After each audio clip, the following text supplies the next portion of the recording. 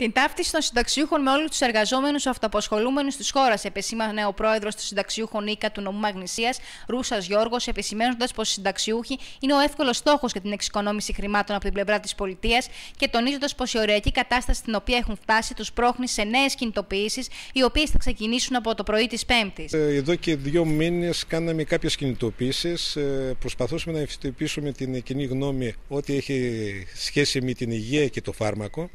Κάναμε παρεμβάσεις και στο ΙΟΠ εδώ του παραρτήματος, του Βόλου. Κάνουμε παρεμβάσεις και στο νοσοκομείο του Βόλου για το άδικο χαμένο ενός ασφαλιζόμενου.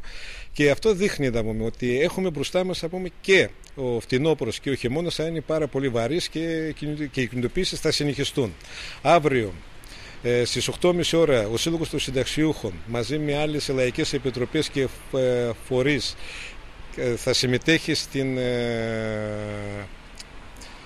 σε μια κινητοποίηση που οργανώνουν οι γιατροί του νοσοκομείου για το χαράτσι 5 ευρώ, γιατί φάνηκε καθαρά ότι ο διοικητής, ο Ζαχαρόπουλος, τελικά με τις επιβολή των χαρατσιών και στα νοσοκομεία τα κατάφερε να βγάζει πλεόνασμα για το νοσοκομείο. Μόνο τα προβλήματα των ιατρικής περίθαλψης για τους ασφαλισμένους στο ΙΟΠ δεν έχουν λυθεί. Οι περικοπές που έχουν γίνει από τα νέα μέτρα φαίνεται καθαρά ότι θα μας οδηγήσουν σε μια μεγάλη εξαθλίωση, δεν θα έχουμε δυνατότητα ούτε να επιβιώσουμε και αυτή την απαράδεκτη κατάσταση με τα φάρμακα που έχει γίνει, νομίζω ότι θα έχουμε θύματα. Να σημειωθεί πως το πρωί της Πέμπτης θα πραγματοποιηθεί και πανθεσσαλική σύσκεψη των συνταξιούχων όλων των ταμείων στο Εργατικό Κέντρο Τρικάλων, προκειμένου να συντονιστούν οι ενέργειες αντίδρασης απέναντι στα νέα μέτρα.